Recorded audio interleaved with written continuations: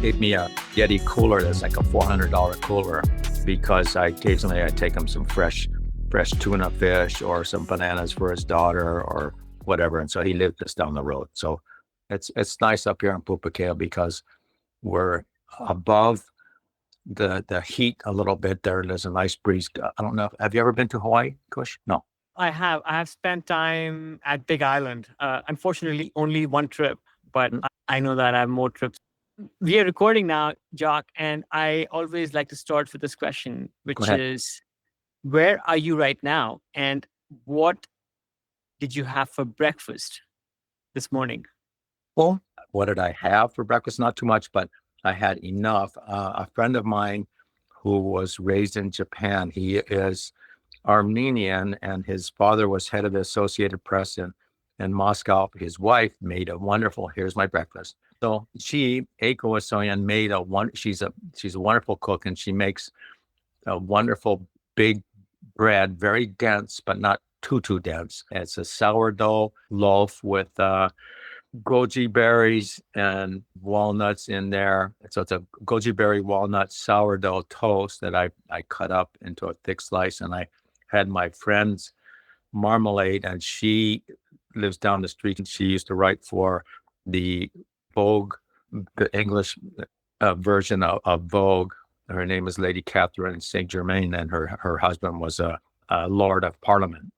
I gave her some sour oranges, and so she made a wonderful marmalade. So I have my Eiko's goji berry walnut sourdough toast with some nice grass-fed butter and some of Lady Catherine's marmalade. So I have Eiko's bread with Lady Catherine's marmalade. That sounds very substantial. But that sounds delicious. Sounds like you are properly fortified for this conversation. And where are you right now, Jocko? I'm in my living room. I'm renting a flat above the garage of an old friend of mine who was here in Hawaii, a contractor, Kush, but he came from North Carolina, came over to Hawaii years ago, 40, 50 years ago, as a fireman for 25 years or so, and built this wonderful house above Waimea Valley. So I'm looking out over, say, 5 miles of ridges stretching up towards the highlands of the middle of the island, which are not that high, unless maybe 1,000 feet, if that. But also I can look across slightly to the west there's 2 mountain ranges on Oʻahu, and the far mountain range gets less water, but that's important for mangoes to grow, not to have too much water. And a friend of mine, I helped him purchase a 50-acre plot where he has 650 mango trees, as well as other fruit. And so he's been able to take mangoes to the market a couple of weeks ago, like thousands of pounds of mangoes, and they're giving him $4 a pound. And so I take some of those mangoes and I dry them. So maybe we can send you some dried mangoes. As a matter of fact, oh my goodness, I have one mango that maybe I'll send you a picture of. It's like 3 pounds. Another friend of mine. So what I've done over the past 40 years, I've been roofing for 50 years. And what I've done is to curry. You like the way the word curry gets in? They said a friend of mine from the Bay Area, a friend of Pia's and mine, he gave me he gave us this book called The New Thing about Jim Clark. It's about the change in the business attitude in America from a solid, proven blue chip stock like IBM to, if you had a good idea, to Silicon Valley. So the change, say 30 years ago, from New York to San Francisco, and the difference in that change in economy. So it sounds like you have a great view from where you are. A nice place. It's only about 1,000 square feet, but it's all I need. And then Pia wants me to try to rent out a house down the street. Oh, so what I was talking about was being able to curry favor. See, that was the thing about this book, talking about Silicon Valley, is that the smell in the air back in the 80s was of curry because of all the Indian engineers. Right. But It was about this guy, Jim Clark, who was tired of working for a big company, and they were coming up with all the ideas and making the heads of the company all the money.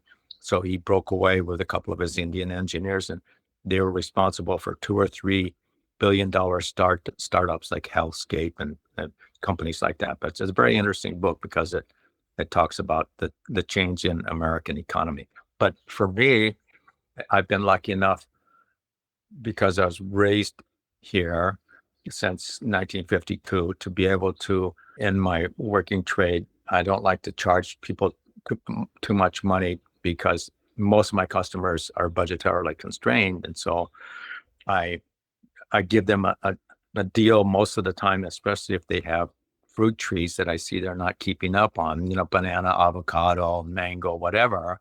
And so I have probably 20 or 30 people who don't mind my asking to come over during fruit season to be able to get some of their extra fruit. I pick some of their fruit for them. Say if it involves climbing a mango tree or an avocado tree, because I'm still kind of a monkey. Even at 76 years old, I'll be 77 in a couple months, which is a nice age to have reached in the Japanese culture, supposedly. So, but I'm very lucky to be able to have this wet network of kind of a bartering system. I'll bring them the pot, bringing them some fresh fish or whatever I have, and then they let me have some of their fruit, or they give me, like Marchili, they give me some of their products. But so it's a community thing, right? And I love it. And Jock, go ahead. yeah, Excuse me. this paints such a vivid image of your life that you have created, and the network and the community that you have developed over the years living in Oahu. I believe that Contributes to longevity. some people, Oh, and yeah. some people call you this Yeah. one man fruit distributor of the island, and I can see how that reputation came into being. But seriously, I think this talks to something deeper as well about life on the North Shore, about community, about self-sufficiency. And do you think what you have there today, do you think it still retains what you saw when you first moved there and you were growing up, looking out for each other? Well, back then it was so much a natural part of the community because there was a lot less crime and a lot less population, and it was a plantation community, and so it was very much a working community. When I was growing up, the people that I was friends with were from the various cultures that had worked for the sugar plantation out here, as well as the higher up elevations was pineapple. Down here where we are below, say 500, 600 feet, was sugar cane. And I grew up with the sons and daughters of the manager echelon of the plantation.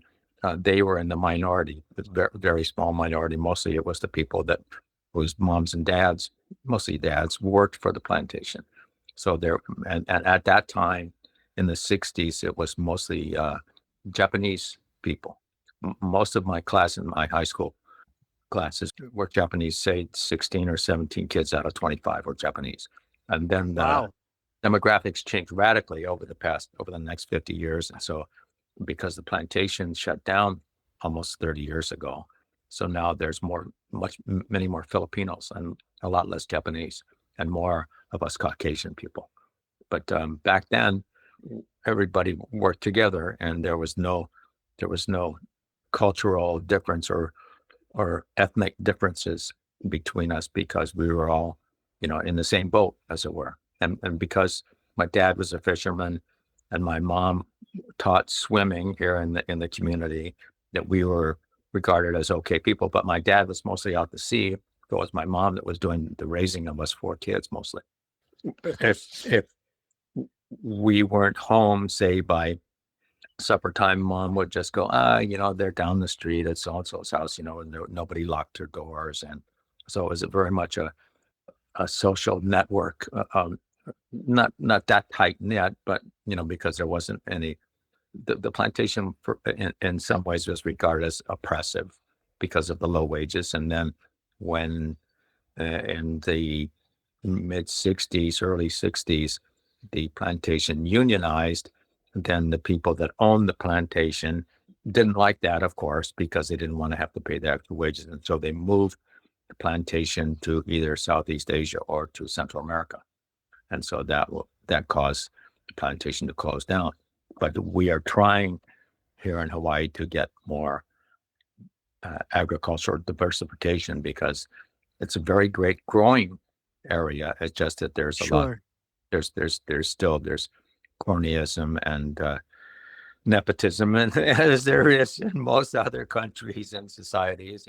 Very rare do you have it all work so very well. But one bright spot in my life, maybe not so much my life, but in the economy of us here in Hawaii, as well as in California and the whole world, is the efforts of Yvon Chouinard with Patagonia.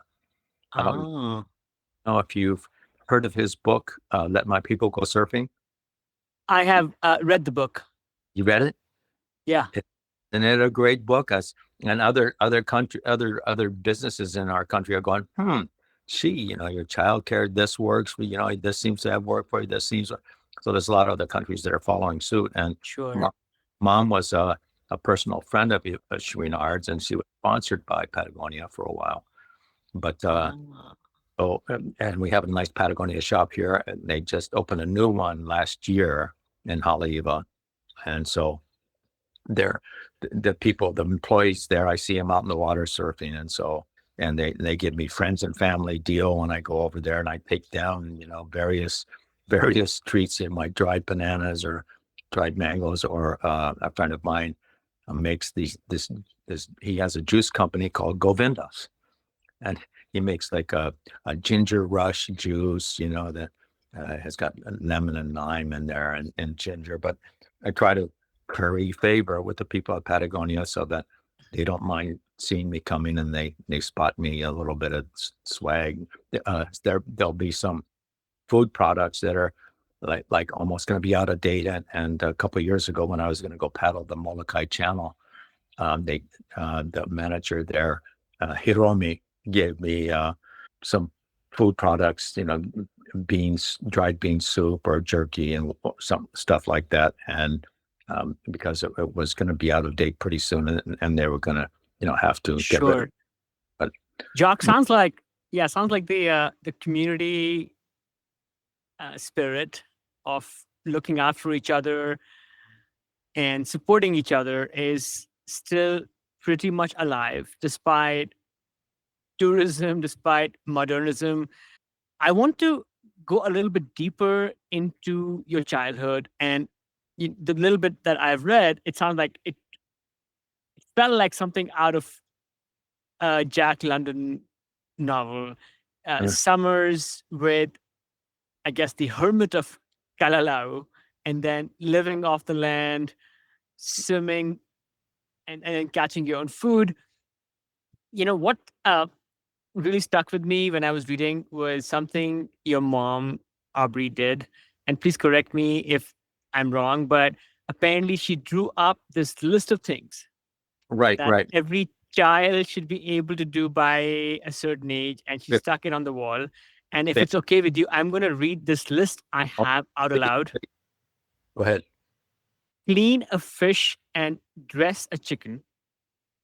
Write a business letter.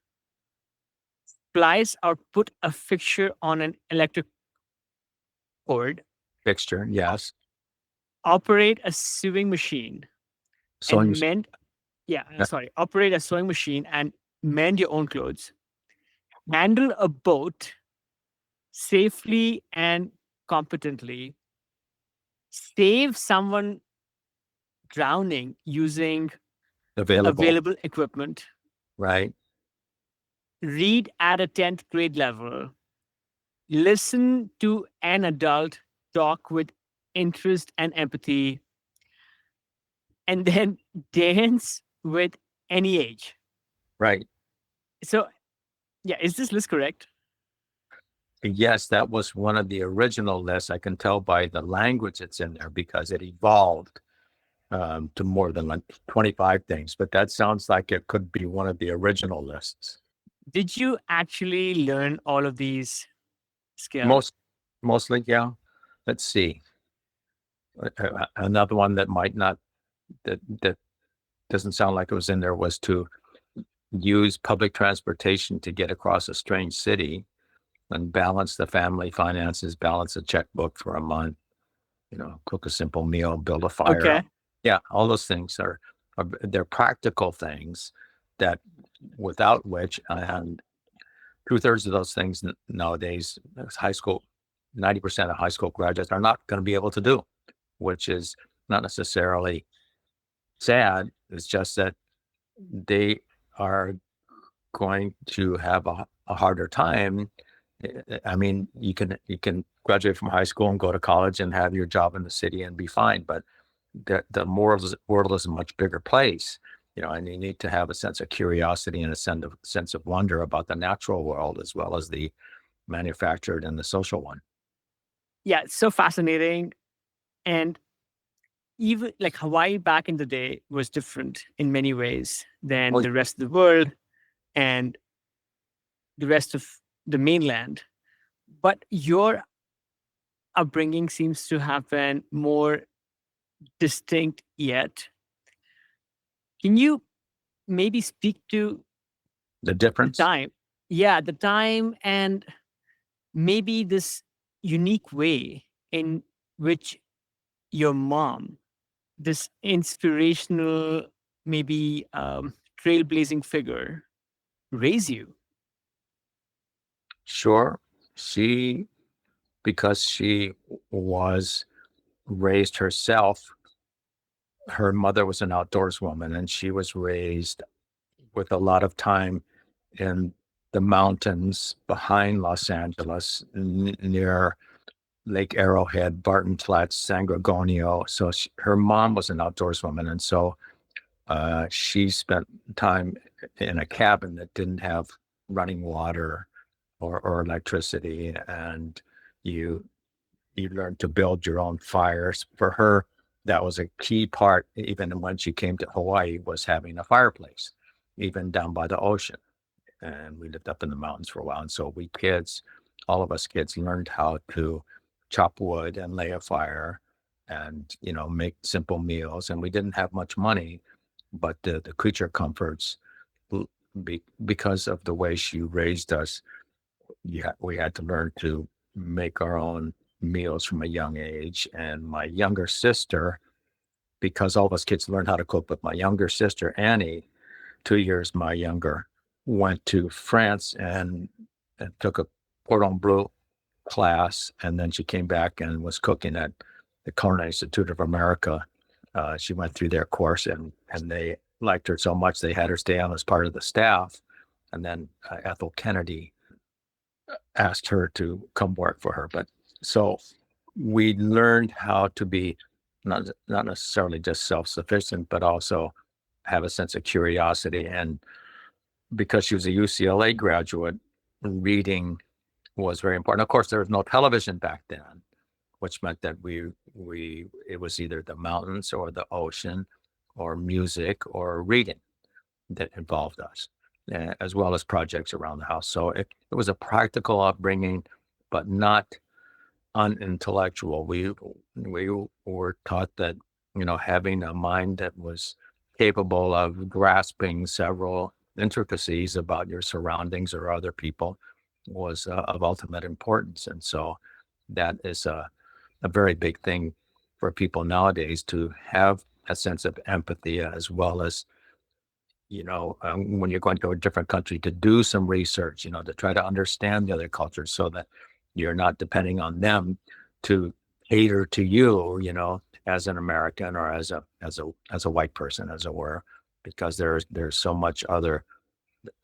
many other cultures and peoples around the world, and as well as history. And she was an anthropologist too. She liked her sense of what had gone before. And so for us kids, it was very important to be able to not only have a sense of curiosity, but have a sense of capability about how to speak intelligently, speak with empathy, converse with empathy, and have a sense of initiative about seeing what needs to be done, and just maybe be aware of an, a small aspect of a relationship that if was tweaked or looked at differently, or perhaps contributed to or enlarged, that could then that relationship would blossom instead of lying dormant. And so, yeah, I guess it's a combination of an intellectual development as well as an underlying a spiritual sense of necessity that gave us kids such a good upbringing, because it was not only the ocean and the mountains, but it also was music and reading and the entire rest of the world. I love that, Jock. And the other thing that I gleaned from this is, yes, she asked you to master a lot of the, let's say, the tangible life skills, and then Right. also the arts and sciences. But maybe at an even deeper level, she instilled this innate sense of curiosity.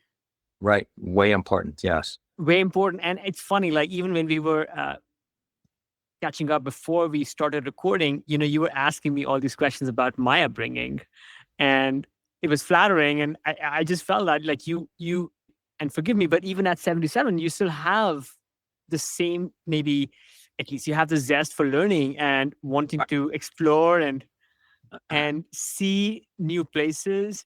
It seems, Jock, you took that sense of curiosity in all kinds of directions. I want to take us into that era that defined you and so many surfers. Actually, you helped define that era. And it seemed like you brought that curiosity to the waves. And taking a step back, I have been fascinated by pipeline since I started surfing about 15 years ago. I think at some point, when I was maybe early in my surfing, I had this bucket list thing to surf pipeline one day. Uh-oh. And then I started watching the contests and I started seeing the lineups, and I'm like, you know what? Maybe I should be content with just going to the North Shore and watching the contest. I mean, even then, that would be something else. Many of the people listening are not necessarily surfers, and pipeline is such a mythical wave. And you were discovering surfing at pipeline as a pioneer. So maybe just to start off with, Jock, what makes pipeline so special? Probably because of the speed with which it stands up off the reef, Kush, and also the ability or the shape of the wave offers you a chance to be able to get in the tube. But we weren't riding in the tube all that much back. Mostly it was oftentimes it would be an accident that we'd get in the tube because the wave was so fast it would run past you, kind of a thing. But nowadays it's still possible to get some waves out there, especially if you know the break as well as I and some other people do. Although the people from my era are not over here so much. There may be only one other person, Herbie Fletcher, who used to surf it with Jerry Lopez and me, comes over, and I talked with him a couple of years ago, and he said, well, my shoulders kind of bum, you're going to have to take care of it, for us. But it's a special way because of its beauty. It can be a friendly place, but it can also be most of the time it's not so friendly. Most of the time, 80-90% of the time, it's not necessarily mean, but as in a lot of things, it seems to have its own personality. And if you get carried away with your own ability, if you have too high opinion of your own ability there, let's say, that it has a tendency to want to act not necessarily capriciously, but as a lesson giving, to you, as it were. But so if you ever come to the North Shore and there's a decent little northwest swell running, you should come surf Jocko's because you can get tubes there, and it's the lineup is more open, so there's the crowd factor is way less, and the crowd's a lot friendlier, and it's a good preparation for pipe. But I don't want to compare Jocko's to pipeline, but there's some ways that can be, when the wave bends a little, has a little north swell on it, that it can be that much. It can be very similar to pipelines. There's a fellow from Chile, Ramon Navarro, that I saw get a 4 or 5 second tube ride there, and Jocko's. Yeah, at Jocko's. Yes. Wow, beautiful wave. I didn't think he was going to make it, and sure, came out the end. But just he's a very capable guy, and he just happened to get just the right wave. And so sometimes I feel that the ocean has almost a mind of its own, and then it will bring you deserve it or an extra special way. No, Ramon is obviously, he's a world-class surfer, so maybe it shouldn't be too shocking. And of course, if I make it over to Oʻahu and to Jocko's, I mean, I could not hope for a better guide if you happen to be around to help understand the lay of the wave. But Jock, take us to that time. Like, people have been surfing in Hawaii for like centuries, right? But pipeline was still this exotic, impossible dream. When you were looking at that wave, were people already trying to surf that wave? What gave you the impetus to want to try and find your feet at pipeline? Seeing it in movies, probably in 1962 or 3, but also hearing of it and having some friends of mine from town, because I didn't have a car back then. I wouldn't have for another 3 or 4 years. And they would come out and give me a ride up there. And with the old boards, it was a very steep learning curve. And with the old boards, it was hard to ride. But if you would take off on an angle, there were several techniques that you could use. But for me, it was what spurred me on to go ride pipeline was probably watching Butch Van Aertsdalen in movies, like from 1962 or 3. And I started surfing at, say, 64, although friends of mine have said they took me up there in 63 when I was 13 years old or so, or maybe even earlier. But there was the movies and hearsay and going up there with some friends that were of my age and just trying it out. And so I would say a combination of things, course, that led me to go and try it out. And, after, say, two or three times of trying and wiping out most of the time, then I learned how to paddle, wave choice, paddle earlier, get to your feet very quickly. Try not to go too straight down because the boards back then didn't have much rocker. And so the boards were not lending themselves to being able to ride pipeline very easily. I can't imagine, Jock, like trying to, like, just looking at some of the footage you guys have of like riding pipeline with like those longboards. Yeah. No rocker, and the wave is so steep and it hollows down so quickly. Like, I have taken out, I'm a very middling surfer, but yeah, I mean, just even at Ocean Beach in San Francisco on waves, much less consequential, trying to surf. Yeah, Ocean Beach can be very consequential. It can be. No, again, I'm not there on the biggest days, but that wave can jack up. It can get so steep. And yeah, it's like a lifetime of work to master how to drop into a wave, even with like the perfect board and the perfect rocker. You were doing that. And you were like pioneering that. And how were some of the first early sessions? Like, how scary was it for you? You were obviously an intrepid kid, but even for you, like, it must have been maybe just a little bit daunting to go out there and try to. Yeah, because it was much faster than most of the other waves that I had ridden up to that time. I think I had ridden Sunset Beach maybe before that. I was only 13, 14 years old or so, maybe 15. It was pretty scary. And it could have been disheartening, if, you got hit by your board or you bounce off the bottom on one of your first days out there.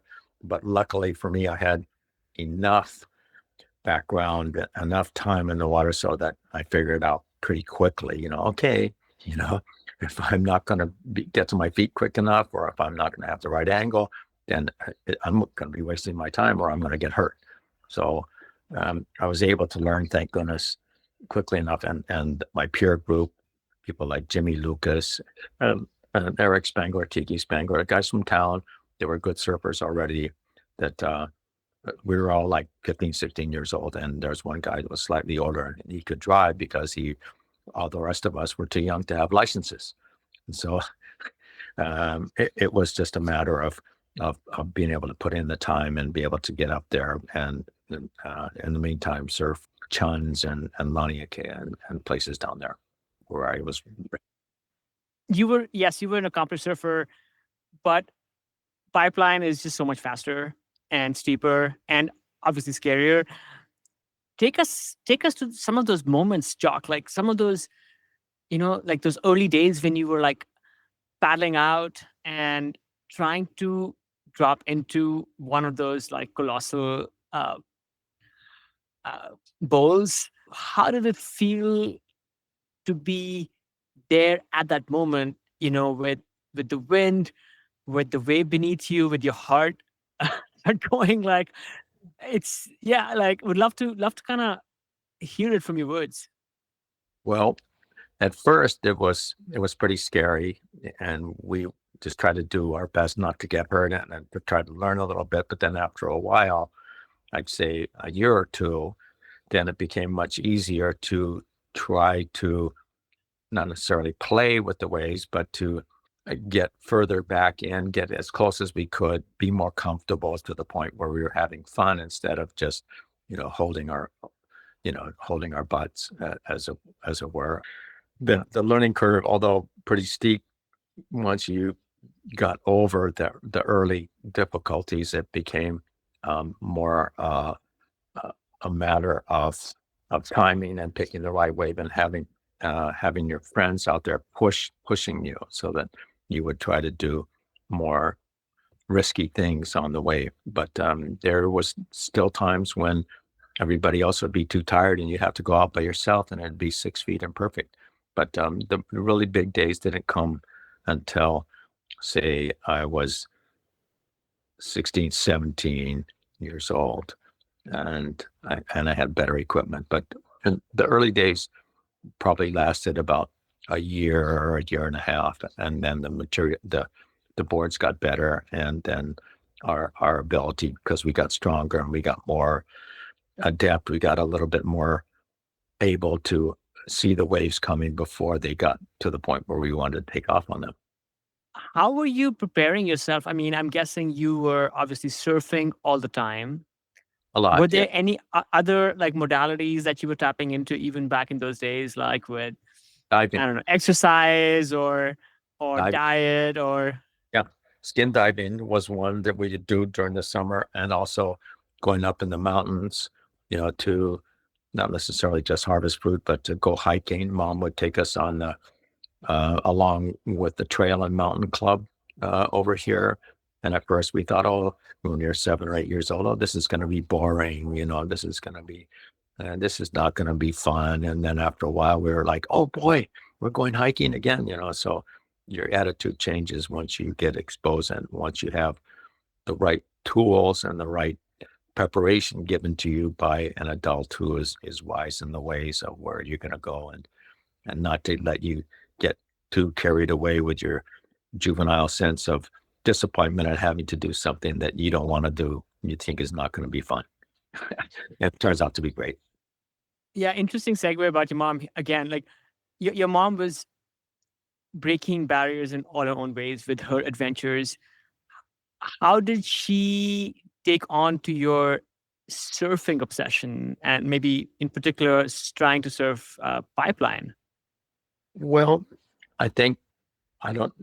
She wasn't there with me during the early days of surfing pipeline. I think she maybe had seen a couple of pictures in the movie. She didn't come to too many surf movies, so I don't think she watched me too many times. Maybe at some surf contest, the early Duke contests in 1966. Maybe it was the first contest that she saw of me, but there was other smaller contests. And so she knew that I liked surfing, and she did not discourage my surfing so much, except when it interfered with my schooling, and which it actually did at one time because I wasn't applying myself. And so she had to hire a tutor for me because my mathematics classes were not going so well because I wasn't putting in the time. So I was lazier. I was too juvenile in my attitude about how valuable school was. I was too what's the word for when someone is I'm searching for a word that's is like juvenile, but anyways. So yeah, I was like rebellious, maybe. and yeah, not necessarily rebellious, because mom could be she realized early on that she was going to have to be the authoritarian, the disciplinarian. She would have to wield the belt if I transgressed too much. I had to take my punishment from her. And she was a strong woman, so she wasn't afraid to dish it out. And at, at one time, I had been cutting school. I'd been ditching school, and I got caught. And she told me to go get my surfboard and then go get the axe for chopping the firewood. And she told me to chop my surfboard in half. And so no, no, no. So she grabbed the axe out of my hand and she proceeded to chop the surfboard herself, which Wow. Oh this my is gosh. about 15 years old. I don't think 16 yet, but I learned a lesson that way. But she said that it didn't really matter because Dick Brewer made me a new surfboard in the next couple of weeks. So I was back in the swing of things. But she was very disciplined. But because surfing was a big part of my life, probably because my father was a surfer in the late 30s and 40s, and he was from the early days of the heavy redwood balsa surfboards with no skegs on them, 14 feet. And my son has a picture of those old boards, and so I'll send you a picture of that. But so it was in my DNA, but also he probably he made me a redwood board, no, balsa board, when I was 13 or so, that I learned on a very rudimentary board with no rocker, just belly. And so it was like a pipo board, and then he glued a piece on. So the whole board was like 7 feet long or so. But it was very, very tough for me to ride, which is good because you learn, very early days. But my mom did not discourage the surfing, but she just wanted it not to become the do all and end all, because there were more important things in life, like education and learning a trade and being cognizant of dancing and the arts, as well as sciences. The sciences were very important.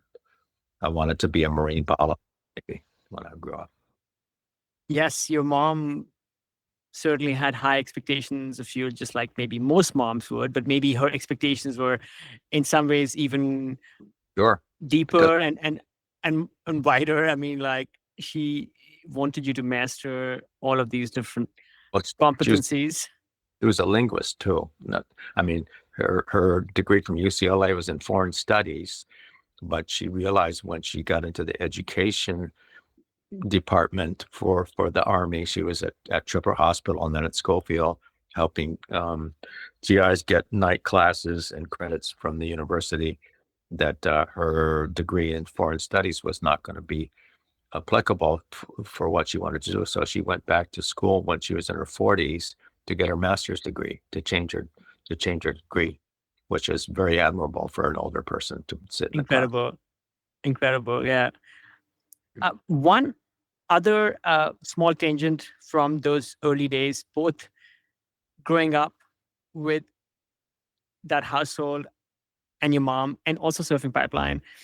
If you're open to talking about it, I was reading that you attempted to surf pipeline. If you know where my question is going, under the influence of acid. No, that that was a fabrication. Even though by that time I had already not experimented, but I had tried acid and surfing, and I found it to be pleasurable as long as you have the proper environment with which to start off your day. Paul McCartney was given acid by John Lennon, only it was late in the day, and that's not something you want to do because it's your normal sleep time, but then you're all fired up, and so it was not easy for Paul to cope with that. But I have a great book of his. If you ever have a chance, it was put out by McCartney Publishing. It's 1,500 of Sir Paul's songs and all the backstories. So it's a twin volume. You're probably familiar with the Oxford English Dictionary, the OED, and the two set, the big old with the magnifying glass on it and everything. So Linda Eastman, who was American, his ex-wife, her nephew was a surfer, and met a friend of mine in Australia. And the friend in Australia, Jack McCoy, surf film guy, he said to Hugh Eastman, "Hey Hugh, you should check out my friend when you're going back to Hawaii and have supper with him." And so we did. And about a month later, this big book comes, and it was part of it. It was the 1,500 of Sir Paul's songs. But so the acid, the surfing on acid. I don't think I ever surfed pipeline on acid, because you'd like to be open when you're on acid, just like any other consciousness expanding material, whether it be a runner's high or a surfer's high, or using chemicals like mushrooms, or even a good strong cup of coffee, say, to alter your consciousness. But oftentimes you don't need any of these things. There was an interesting program that my girlfriend Pia and I saw about 10 years, maybe 15 years ago, called Fierce Grace, about Baba Ram Das, was Timothy Leary's sidekick, Herb Alpert. And he is in India, and he had brought a bunch of acid with him, and he's on his way to see a guru. And the night before he's going to go see the guru, the Swami, he is thinking about his mom, and, worried about her, concerned about her, feeling for her. And the next day, when he's got these hits of acid, 10 hits of acid or 20 hits of acid or something, and he comes to see the guru, and the guru tells him, "You were thinking about your mom last night, weren't you?" So the guru was very prescient, and Herb Alpert is going, "Wow, how do you know?" And the guru says, "Do you have something for me?" And so Alpert gives him the acid, and he takes like all 10 hits, right? But there's no change in his attitude. In the movie, it shows him, looking, "Oh no, what have I done to my friend the guru?" But there's no change. There's no change in the guru's consciousness, because he was already there, as it were. He was already connected with the rest of the universe. But it's a great movie because it talks about the background of Herb Alpert in the early days in Harvard, maybe in the early 60s or so. But I was lucky enough to have good people to prepare the beginning of the day. We would take our acid, my young friends, guy friends, and I would take acid early in the morning. Then we'd go up in the mountains, and we'd run around the mountains, for half the day, and then we'd come back down and then go surfing. And so that was the good way to be able to have an acid experience that involves surfing, would be to have a good preparation first. You don't want to do it, say, in a car going somewhere. You want to have because the acid will open your mind to the wonderfulness of the natural world, but so you don't want to have the constriction or the impediment, the obstruction of being in a place that's not so natural, like a car, or being in a situation where there are bad feelings. You want to try to have everything be potentially expanding of your own loving ability as a human being that's connected with the rest of the world, the human world as well as the natural world. I am not admitting on ever having But you don't have to. explored. You, But I would say that the idea of driving an automobile, right? in this country feels dangerous enough that, yeah, Dangerous. I mean, yeah, like it sounds, yeah, doing driving on acid, if anything, yeah, if there's anything to me that feels more dangerous than trying to surf pipeline on acid, it's probably trying to drive on an American highway on acid. I don't see that happening No, for well, me. but mountain climbing, say, if it was not too difficult of a climb, you could probably do it. And as well as if you were familiar with the route and you were confident enough, but still, because if there was anything else in this, in what you did, the previous day or that day, or if someone else felt that you had wronged them, if there was any detractions or possible dangers in the atmosphere, or in it doesn't have to be in your own interpretation. Maybe there's something outside of you that would come and affect your, not You necessarily. know, the thing with climbing that I am a little bit nervous about is because you have to make these sort of, it can be very safe, but it can also be high risk if done incorrectly. Like if you mess up the knot, Right. and if you mess up like the way you clip the uh the safety gear as you're going up. However, I am certainly, you have gotten me intrigued on trying to surf, more humble waves, waves of lesser consequence, maybe like your, I don't know, like some of those rollers at Waikiki or similar. Right. Uh, Places like anyway, that. we'll have to come back, Jock. And you have triggered my imagination. Jock, moving on. I mean, one part of your journey, which I'm very curious about, is you quickly rose through the ranks and you were at the top of the pyramid as a surfer. You were the number one in the world, according to popular rankings. Right. And it seems like you chucked it all and you enlisted in the army. Right. And that's not something most people, definitely not most surfers, would do. And is that, again, like you exercising your insatiable appetite for curiosity? Was there something different and deeper? It was a combination of things, Coach. It could have been a disappointment, a frustration with the way schooling was going, because just like when I was in high school, when I was in junior community college, that I wasn't applying myself to the difficult classes like higher mathematics and physics as I should have, to be able to get to the point where I could get myself on the right track to get a degree in, say, marine biology, because there was potential opportunities for me with the people, say, at Sea Life Park or in the university, the Institute of Geophysics there, where there were some friends, older friends that were also surfers, like Ricky Grigg.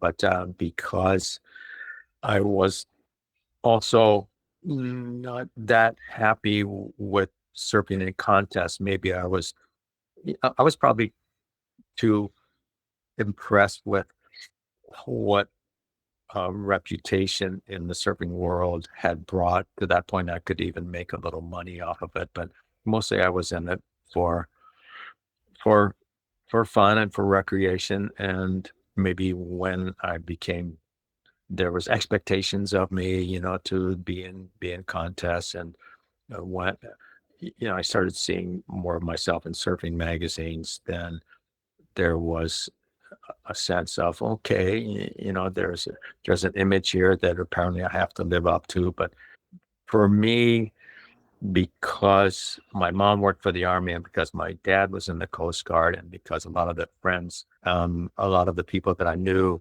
not only in the North Shore, but on Oʻahu, were connected with the military, I didn't feel it was unfamiliar territory, but I knew that Vietnam at that time was not perhaps a good thing to be in, but I probably felt that I could maybe change things from within. But maybe I just felt that it was a job to go to because I was not tired of school, but I wasn't doing so well in school. And so in late 1969, when I was like, say, eh, towards the end of my second year in community college, I had spent some time on Maui over, I took a college over there, the community college, but I felt that, well, contests are fun, but maybe there's too many expectations of me. But when I looked at what my dad had done and what my mom had done, the military wasn't that unfamiliar to me, and it didn't seem to be that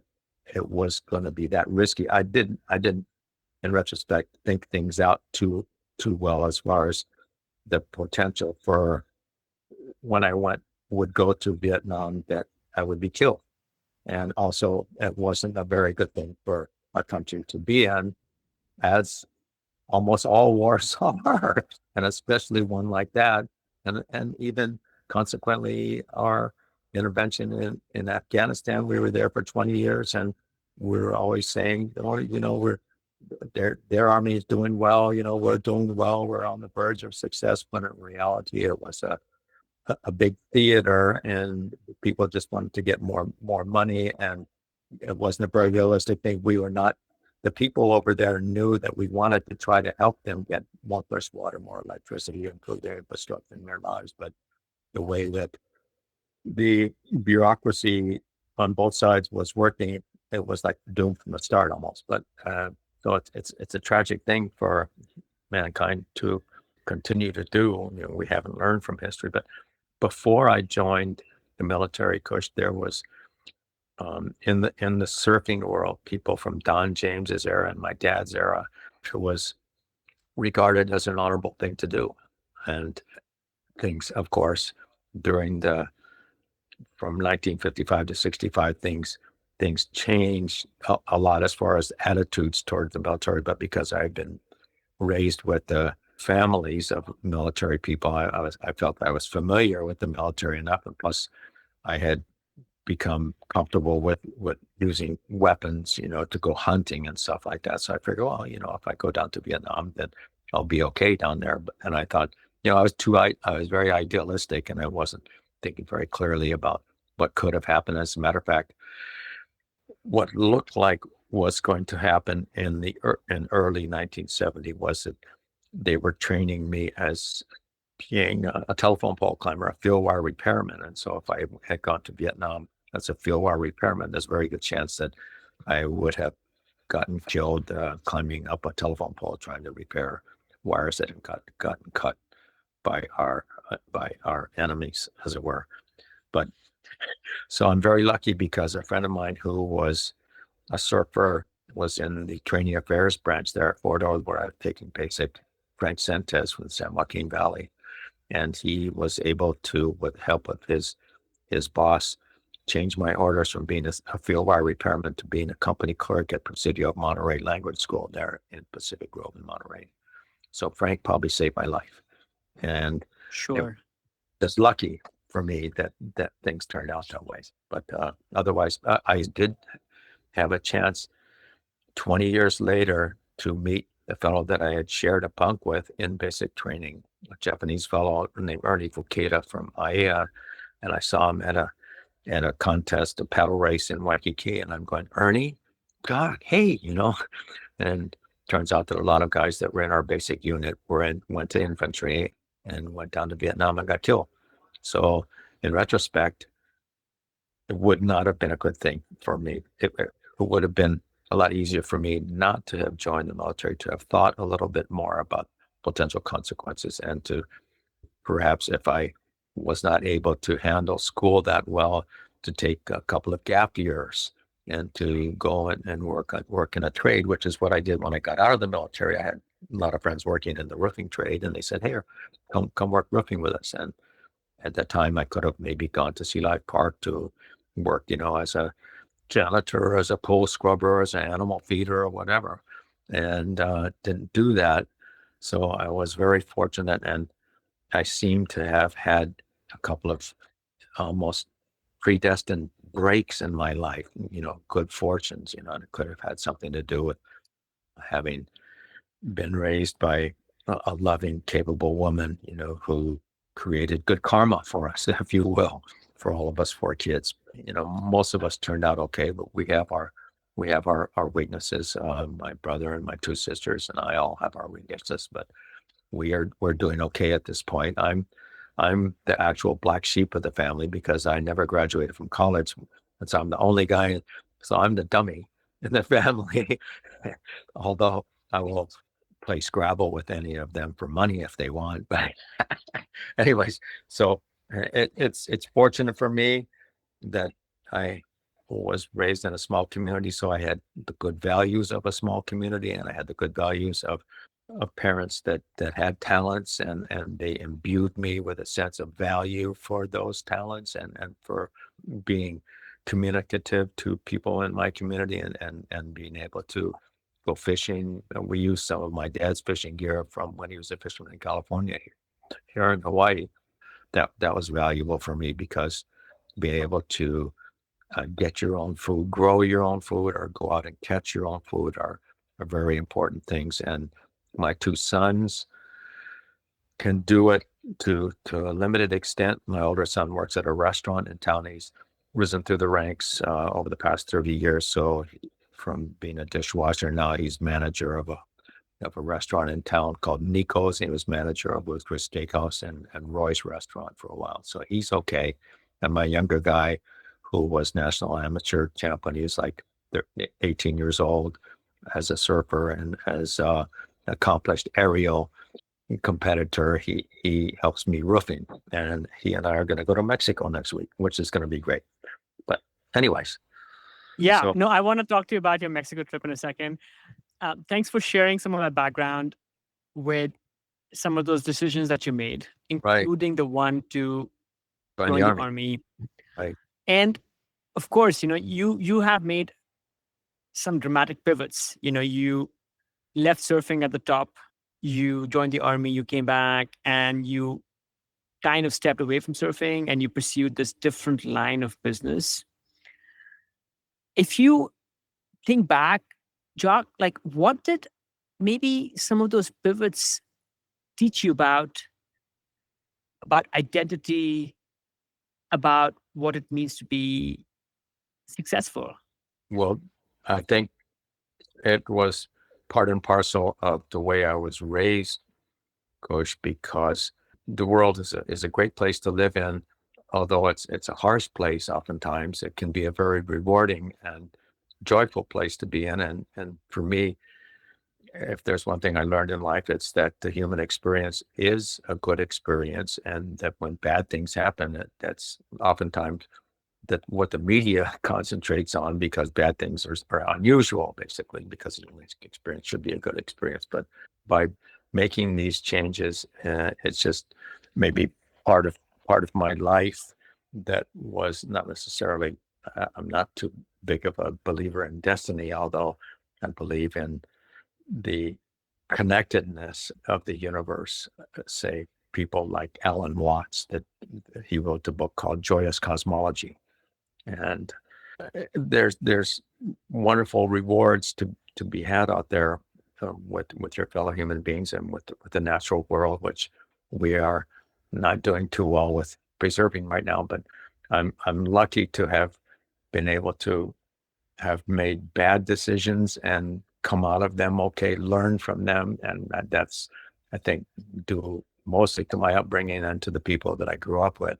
But as far as the surfing, as far as being at the top of surfing, oftentimes I look back and I knew early on when I first started getting my picture in a couple of surfing magazines, oh, that's great, but the community is more important than surfing as a job. This actually is important to touch on here, that I could have made surfing my life, but because if you make surfing a business, that means that you be out in the water thinking, well, I need to sell my product, and so therefore I need to tell people that I'm out in the water with. Never mind the other guy's product, buy my, So because surfing, I already realized since I was 15, 16 years old, that was something I really loved, but I wasn't willing to make the sacrifices, put the time in, say, in schooling, so I could get a degree, so that I could have a good job, so that I could be able to continue to surf, but yet still make some money. I could have made money at surfing. Nowadays, there's people like Tommy Carroll and Tommy Karn that can make money off of surfing without surfing in contests. And I was with a couple of companies that I was making money from at the time in the 60s, but it wasn't anathema to me to make money, but it wasn't something that I wanted to do for my life. And I figured that was something that I knew intrinsically by the time late 1968, 69 came. I wasn't suffering from ennui in the surfing world, so to speak, because it was great, because there's no leashes back then. So people were helped still.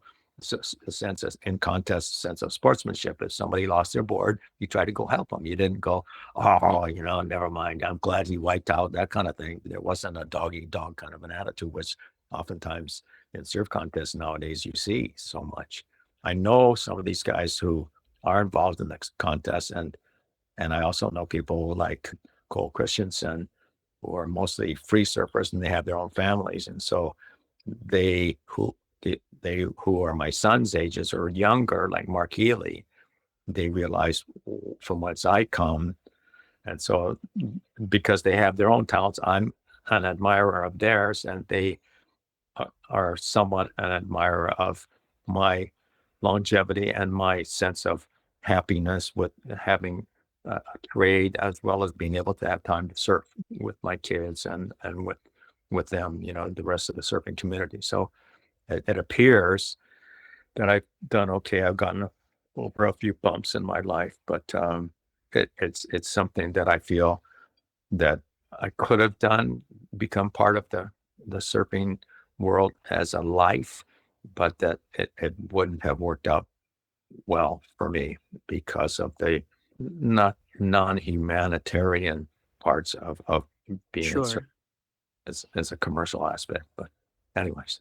Do you think that if your mom was to come down and learn about what you have accomplished, Jock, she would be proud of you? For the most part, but there's still big questions. And I feel that she is part of my world still in a tangible manner. Stars, for one thing. I have a personal belief that our ancestors, as do many cultures in the world, that our ancestors are not necessarily, they're gone in their physical shape, but they're there in the trees or the wind or the stars, and that you can still contact them, because I think Mom felt that time is fluid, and that if there was some incident in the past that you wanted to go back and relive, or do you want to go back and fix or change, that you actually could almost do it by treating time as a pool and diving in and swimming back to that time in the past and being able to relive it, reenact it, or re-experience it. So I think that, like many cultures in the world, Japanese culture, maybe the Indian culture, most other cultures in the world besides modern Western cultures, believe that there's very much a sense of your ancestors being with you, and even in a very physical sense, people that in a moment of duress or inspiration, all of a sudden you have this talent or this ability that you weren't trained to do, but maybe people that were 2 or 3 or 4 or many generations before you had the ability to do, and all of a sudden you have that ability to do that, and why should it be strange? Sure. Do you think, Jock, that, I mean, from all accounts, you have had this life well, richly, deeply lived. But Not is yet there something? to do. Is there Yeah. something still unfinished for you? Something Yeah. you are still learning or Yes. chasing?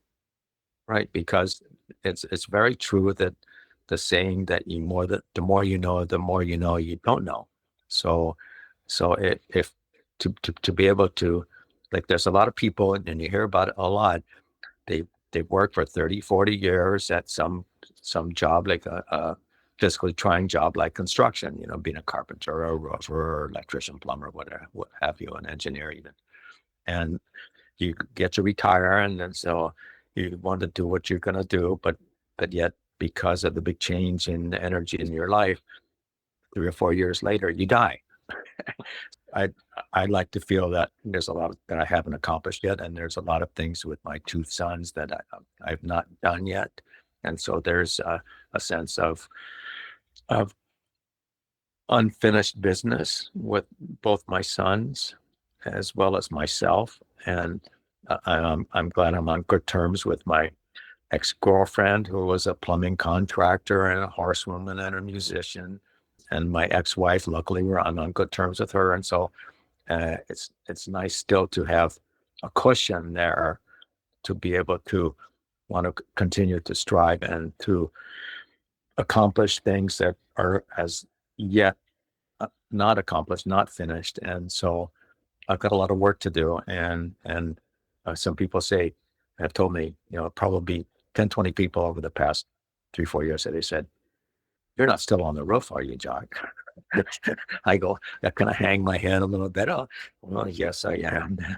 But there's people, well, like my mom, I say, well, my mom was paddling, Alaska when she was in her 80s. And, so why should I, stop roofing? But on the other hand, my girlfriend's going, my girlfriend's brothers were telling me, get off the roof. And I can, I've actually made some money by analysis and consultation like that. But there's light stuff that I can do, like coatings, and I don't have to be climbing on A-frames. But it's nice to be able to do that stuff. I just need to keep the body in shape by doing more biking. And there's a foundation class that I go to. It's kind of like a qigong, kind of a shiatsu class, and it teaches, it's a stretching class, and so I've been going to that for the past 4 or 5 weeks, and I feel better the next day. And so I look at people that I admire that are of my age or slightly younger that are in very good shape. And my girlfriend goes to a workout at the YMCA, and she walks like 2 or 3 times a week, a couple of miles on the beach down there in the Hawaii shores. And so she very much wants me to continue to go to these classes. She's happy that I'm going to these classes, but I need to be able to, I joined the YMCA up here. And so I need to be able to do weights so that my body can be in good enough shape to, like, her parents were in their 90s when they passed away a couple of years ago, and they would be hiking because they were German Jewish people, and so they liked outdoors, and they would go for trips to Switzerland and to Germany, and dad would bike. The dad was a physicist and mom was an artist. They were both Berkeley graduates. The dad actually taught at Berkeley, so they were very intelligent people. And my mom, when she met them, my girlfriend's parents, she was going, "Hi, these are great people. I don't have to talk down to them." So it's nice coming from and being surrounded by people and a lot of Pia's friends are doctors. The husband and wife team are radiologists and rheumatologists, and so she has very intelligent, very artistic friends. And so it very much behooves me to want to maintain some sense of Sure. alacrity and enthusiasm for continuing to learn and to continuing to develop as a human being. Beautiful, Jock. You are outliving or outsurfing many of the people you started out with. You're still out there surfing. And Right. There's you people pointed, told me, yes, that have said, he's older than I am and he surfs better than I am. They're upset. and yeah, exactly. Like you're surfing better than people a lot younger than you. And So, you pointed to a couple of things already, you are still getting after it, and you obviously, I guess, this zest for learning and curiosity, it seems like that has also been so important to you. Hopefully, Anything else you can point to, Jock? It could be around sleep, maybe yes, something else about your diet, maybe right. supplements that There have helped you. Yeah. can be improvements there, not only in my sleep habits, like getting more sleep, like not eating too late, say, and doing stretching in the morning. There's some small qigong exercises that a friend of mine who is a kung fu guy has taught me, as well as there's isometrics that a physical therapist friend of Pia's and mine, a nice gal, Stephanie Hoffman, who's also a surfer, have taught me. And so there's all these things that are important to be able to maintain a sense of physical flexibility and physical liveliness that I need to continue to follow. But there's also things that are being discovered, like a friend of mine who used to work for the World Surfing League a few years ago, named Sean Wingate. His wife is Thai, and her friends in Thailand set him up less than 2 years ago with these ancient Thai herbs that are wonderful and non-drug, although their effect is like drugs. They're like, say, Ozempic or something like that. They're anti-inflammatory, they're analgesic, they help stimulate the nerve endings of your connective tissue where there's not much circulation, like your ligaments, cartilage, tendons, muscles. And so for me, since I started taking them, my pop-up, to get on the board, to get to your feet standing, which is very important, and which causes a lot of older surfers not to be able to surf anymore because their knees are hindering them, either from lack of exercise or whatever injury. And these herbs, they're called ancient Thai herbs. I'll send you the blurb that I have of them. But there's probably 120, 150 people, Kush, here on the North Shore that are taking them. And there's 95% of the people that had shoulder problems, knee problems, back problems, that have gotten relief. 3 of my friends, including this fellow Sean, who had sciatica, he has taken, but he has also had back operations. And I just saw Tommy Carroll's brother Nick up here because he was attending about a month ago the memorial services for Clyde Aikau, who just passed away about 2 months ago. And I said, "Oh, Nick, how's your brother Tommy?" And, "Oh, he's got some nerve, this and that." And so I sent Nick back with a package of these herbs, about a month's supply of these herbs. And so Sean Wingate just showed me a little blurb that Tommy had sent him, showing him the package that Nick had given him. And so there's Wayne Lynch, I'm becoming somewhat of a therapist in my old age, as well as trying to take care of myself. There's these people who go, "Oh, wow." Like even in a couple of hours, we don't have a quick segue here. We don't have a complete lab breakdown of these herbs yet, but because they are being used by so many people, if you don't drink a lot of fluids with them, you can get cramps because they'll dehydrate you. So like last night, I had a good cramp in my left calf, and I don't hydrate it nearly enough. But these herbs are a big help. And do you have any little aches and pains? How old are you, Coach? Like 45, 50? Is that I am 47. 47? I'm 47. Oh, good guess then. Yeah, you guessed great. And great, let's say, astute question, because honestly, that's part of the reason why I began this podcast, because I started getting hit by aches and pains and frozen shoulders and all kinds of things in my lower 40s. And that's why I was looking for answers. So yeah, I absolutely have those things. And Good. I am open to trying almost anything to before I have to go under the knife, so to speak. I will send you a picture of the drug list of what the drugs do, and a synopsis. So it's a list of the drugs, some of the scientific names for them. And because 90% of the people that have been taking, 95% have been taking them, like Pia said, it didn't do anything for her, but and her rheumatologist and radiologist friends, that one of her best friends that goes to high school, say, we've seen these things come down come up all the time, where people, there's miraculous things that happen, but oftentimes there's like steroids in them or something like that. But because these are from Thailand and they're ancient Thai herbs that you think, okay, you like to think, that they're non addictive, and they're non-invasive. But a friend of mine who used to work on Baywatch, he was a captain of the lifeguards in Los Angeles. He had some heart issues, and he took my list, the listing of the breaking down of the elements in there and what they do to his pharmacist, and he said, well, they will tend to deplete the enzymes in your liver a little bit if you take that, but for people that are healthy and like me, surfers, roofers, whatever, they would be fine.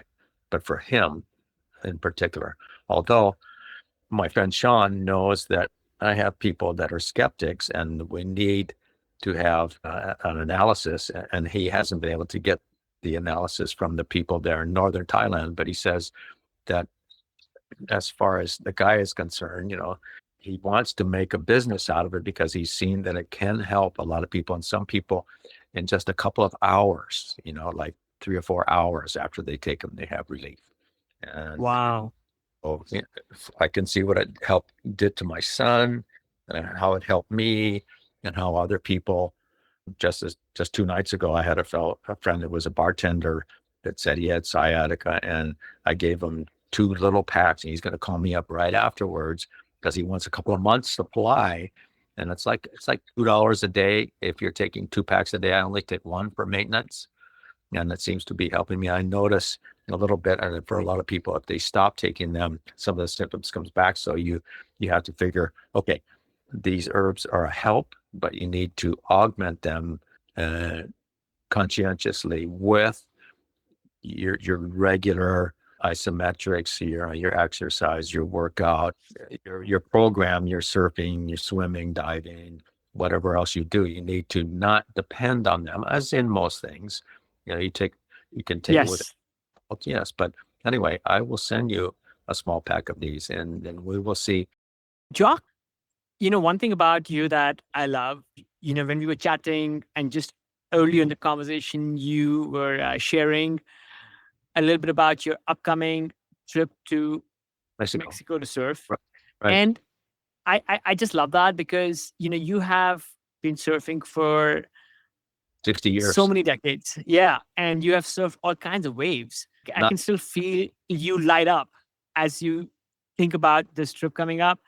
So, what is it about this adventure that is still so exciting to you? Yeah, it's knowing that, as opposed to 50 years ago, that we have the ability. My friend Roger Hines, who is an old-time saper, along with my friend Dennis Choate, who are going to be my host there, you can predict the surf almost 2 weeks out, 2 weeks away. And so for the past 10, 15 days, he's been looking at the surf forecast. And now it appears that at the end of next week, when we first get there, it's going to be 5 or 6 feet, maybe bigger. And so there's three points. So Gavin has a little fish that he's going to surf. And I have a almost 8-foot board that I will be surfing. That's basically a hybrid board. That's what I ride mostly now. It's a board that paddles easy, turns easy, but goes fast, and can handle 3-foot waves as well as 10-foot waves. And so I'm going to have I'm hoping to have a good time, but Gavin and I are both in pretty good shape, but both of us have our stiffnesses. He is still not moving so well. Like he has maybe a torn labrum. So I got to talk to him this morning here in a few minutes and see what we can do in the next week or so. Have him swim more and maybe work a little less. And I've been promising him a surf trip for the past 8 or 10 years since my mom's house sold and we came into a little bit of money. She never had that much money because she was a working woman, right? And my dad did not give us too much. Dad, you're a good guy and all, but you didn't help out too much. But I love you, Dad. Like a lot of guys, he had his own agenda. He was a very accomplished guy. He was a decent surfer, and my older sister said he was a good dancer, and he ended up getting his unlimited master's papers, which meant that he could pilot, he could captain any ship in the ocean, but he had his own agenda, and I found out 10 years ago that he was abusive. I used to idolize him basically, right? Because he was a surfer and he knew a lot of the guys that were pioneers that took me under their wing when I first started surfing bigger waves like Buzzy Trent and Jose Angel and the California guys he knew as well. And he also knew the local Hawaiian guys like George Dowling, Wally Forsyth. And I got to meet the Duke. And so I'll have to get a picture of my shaking hands with the Duke when I won his surf contest when he was still alive in 1967, which is great. And there's various things that I'm very happy that I was able to experience in life that I can look back on with pride. But so Dad didn't, give us much money when I was growing up, but because of our ability to, my ability to fish was helpful because I could bring home food for the family. Sometimes it was rice and beans if I didn't bring some fish home. I want to make sure I ask one of the last questions, and I know you have to get on. Many people who are listening to this podcast, you're still excited about your upcoming trip to Mexico to surf Scorpion Bay. You're still out there, you're still charging. I want to ask you this question. So, if someone came to you and said, Jock, I think I am too old to start something new, right? What would you say to them? I tell them I have very stock responses because I hear it a lot. Oh, it's too hard for me to learn to surf. Can you ride a bicycle? I say, can you dance? Well, then you can surf. Can you stand on one leg? You show me standing on one leg. So I encourage these people to start off slowly. And nowadays they have great soft top boards, the Costco boards that are $150. They don't hurt, if they hit you, but they paddle easily. And so I tell these people, no, you can learn to surf. Or if you think you're too old, well, maybe, if you need personal assistance, my son and I can, take you to a spot where there's little teeny rollers on the other side of the island. There's places like Waikiki that are not crowded. And so we can teach you. And the surf learning business is very, very prolific nowadays. But luckily for us that like to surf, and we hate to see 25 people paddling on it once on their learning boards, that if the surf is over 3 or 4 feet, then they're not out there. But anyways, so what do I say to people that are saying to me that, oh, I'm too old, I can't learn this, I can't learn that? I say, no, it's possible you can. Here, just do a couple of exercises. Like I think Jack LaName, he was telling somebody who was sitting, a reporter, oh, I don't know if I can still learn to exercise. And Jack says, yes, you can right now. Stand up out of your chair. Okay, sit back down. Stand up out of your chair. So you just start and you work your way in. And if you're near a body of water, swimming is wonderful for the neutral gravity, the stretching. There's almost nothing that swimming can't help as far as recuperating. But for you, I'm going to send you some of these. We can call them drugs, but they're not drugs. They're herbs. Yeah. I'm herbs. Excited to yeah, try these herbs. Yeah. So, and Jock, just maybe last question for you. Okay. Imagine there's a billboard somewhere on a major road in Hawaii, maybe Highway 83, and there's a billboard on that, and you could leave any message for people to read as they're driving down Oʻahu. What would that message say? On Oʻahu, say, if they allowed billboards. Oh, right. Good point. Good point. Yes. Okay. In an imaginary world. In an imaginary world, if they did allow billboards, yes. There's signage. 100 years ago, the wives of some of the important people in town said, we don't want billboards over here. And so they pressured their husbands to enact legislation that we would never have billboards in Hawaii. I would say something that would be very much like, what was it? Bobby Ferry's advice, don't worry, be happy. But I would say Rachel Carson wrote this wonderful book. It was mostly about raising her grandnephew, and it was called A Sense of Wonder. So I would say, be curious, be capable, something like that. But I would say, read Yvonne Chouinard's book, Let My People Go Surfing. There we go. He, as a businessman and as a family man and as a surfer and a mountain climber, there's a great book that I saw when I was with Pia, waiting at the ferry building, getting ready to go back to Berkeley to her friend's house. And it was called Surfing and Climbing in California in the 50s. And it had a couple of great shots for the Yosemite guys. But and it had a great picture of Yvonne Chouinard when he was a young man. But I gave it at Patagonia. But anyways, it was very good to have talked with you, Kush. And thank you so much.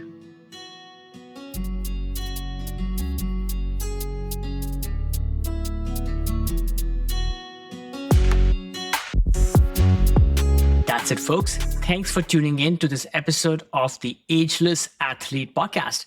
I hope you enjoyed this show just as much as I enjoyed creating and producing it. Whether you are an athlete looking to push your limits or someone striving to maintain a healthy, active lifestyle as you age, there is always something new to learn. From Ageless Athlete, we bring you a fresh episode each and every week. If you liked what you heard, we would love it if you would take a moment to subscribe to the podcast so you never miss an update. And if you really liked what you heard, please leave us a review, crush those 5 stars on Spotify or Apple Podcasts or wherever else you listen to your podcasts. It helps us reach more people who are passionate about staying strong and resilient, no matter their age. Don't forget to visit our website and leave your email so I can send you occasional insights, stories, and tips to keep you inspired and motivated on your journey. You can also follow us on Instagram at Ageless Athlete Podcast and on YouTube at Ageless Athlete Podcast as well for even more great content. All of these links are available on the show notes for this episode.